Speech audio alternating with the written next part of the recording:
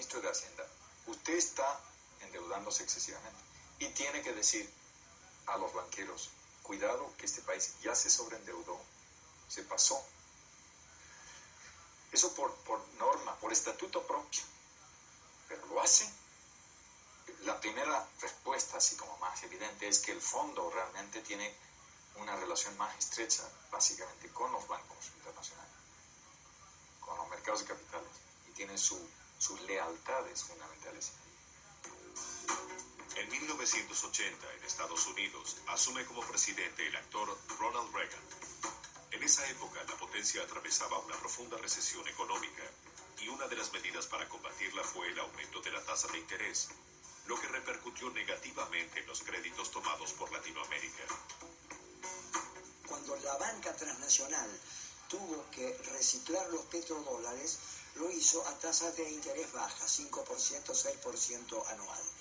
Y ahí lo tomaron muchísimos países, pero lo tomaron a tasa variable, de modo tal que esto fue hacia el 76-77, y en el 79-80 subieron a 15, 16 y hasta 20% la tasa de interés.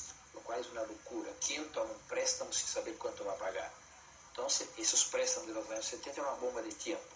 Cuando el llamado mercado definiera una alza de sus intereses, simplemente explotaría la balanza de pago, la capacidad de pago de esos países. Fue lo que pasó en la virada de los años 70 a los años 80.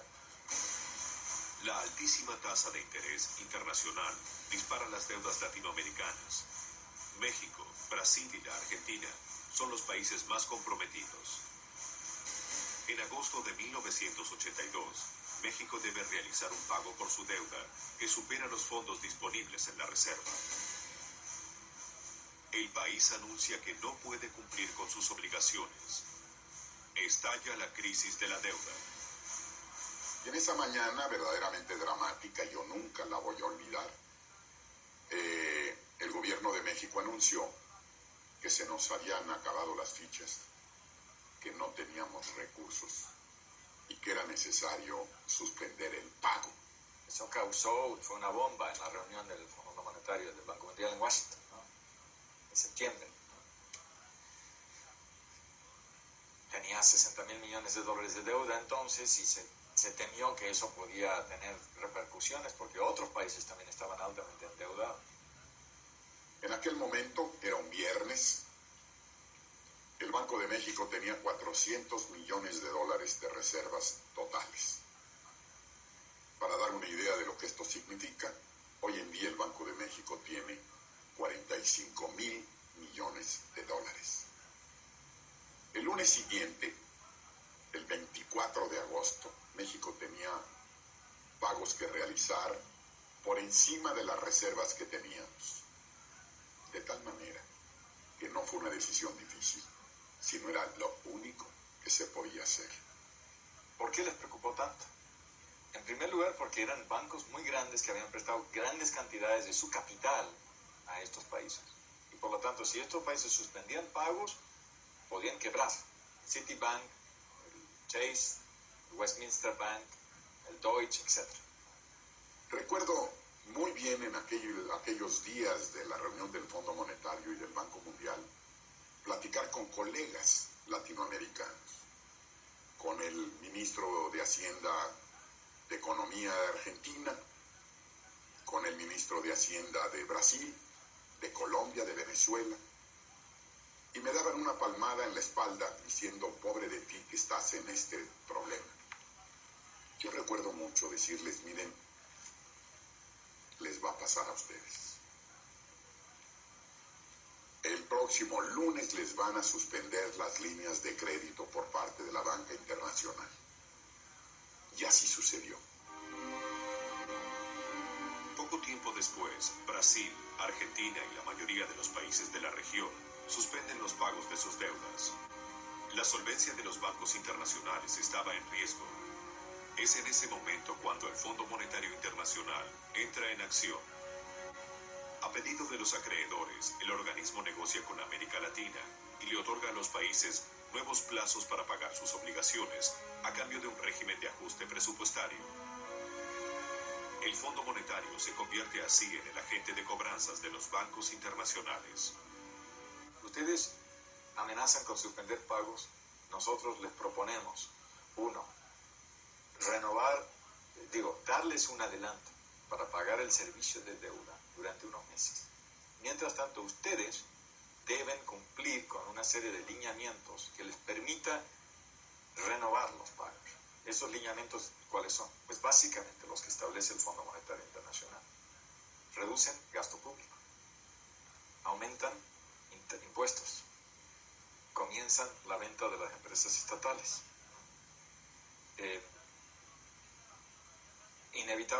En muchos casos devalúan y con eso logran un aumento de las exportaciones.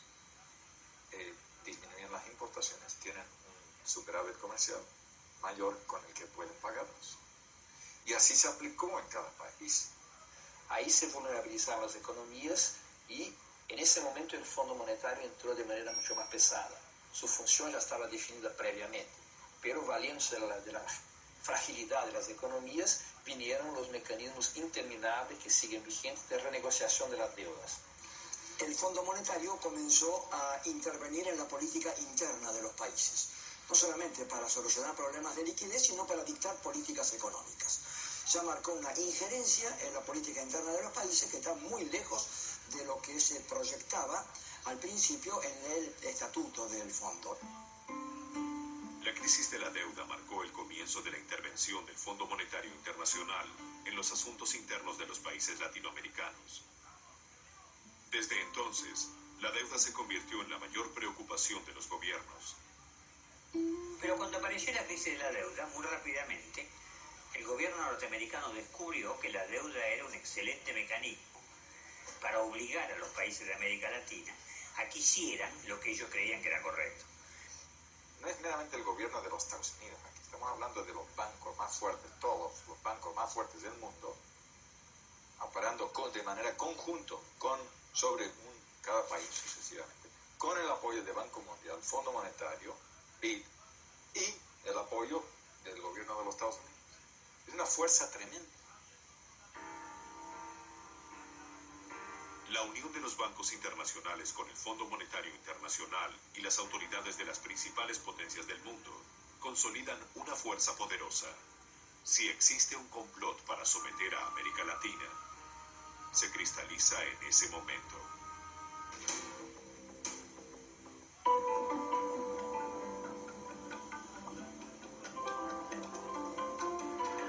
Estás viendo Infinito. Abre tu mente.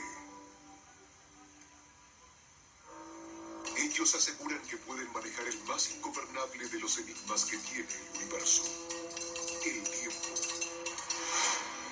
¿Cómo no dedicarles un rato por semana para que se lo expliquen al gran público? Calendario Maya.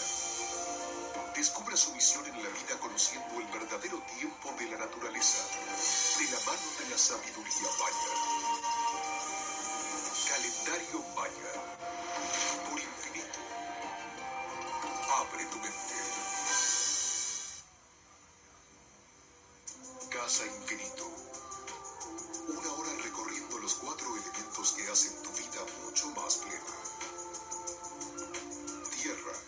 Mónica Katz te propone experimentar las nuevas tendencias en salud y nutrición. Aire.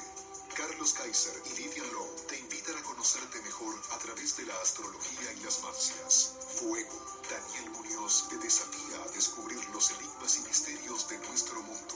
Agua. Silvia Freire te acompaña en el camino hacia la autotransformación y el autoconocimiento. Casa Infinito. Por infinito. Abre tu mente.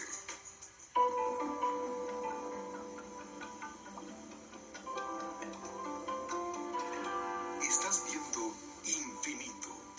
Abre tu mente. En 1970, los países de Latinoamérica contraen deudas exorbitantes con los grandes bancos internacionales. Los intereses multiplican desmesuradamente la suma y en 1982 las economías estallan. Se desencadena la crisis de la deuda y América Latina suspende sus pagos. Alejado de sus objetivos fundacionales, el Fondo Monetario se dedicaría a cobrar las deudas del continente a cualquier precio. Presionados por el Fondo Monetario Internacional, los gobiernos latinoamericanos comienzan a aplicar las políticas de ajuste indicadas por el organismo, con la expectativa de que eso les permitiría salir de la crisis. Parte importante del modelo era bajar el gasto público. Había que poner en orden las finanzas públicas y no hay más que dos maneras para hacer esto: aumentar el ingreso o bajar el gasto público. ¿Y qué gasto público es el que se baja? Pues el que se dedica a hacer una carretera, un centro de salud, una escuela o atender las necesidades de las clases más necesitadas. Hubo un decremento durante esos años en el nivel de vida de la gran mayoría de la población latinoamericana y hubo un deterioro social que yo creo que en buena medida estamos pagando hoy en día. América Latina vivía una época de cambios intensos. A las transformaciones económicas y sociales se le sumaba un cambio político. La mayoría de los países del hemisferio derrocaron a las dictaduras gobernantes, instaurando regímenes democráticos. Para el Fondo Monetario Internacional, variaban los interlocutores, pero no la política. Fue en ese entonces que las nuevas autoridades latinoamericanas ensayaron una resistencia frente a la presión del organismo.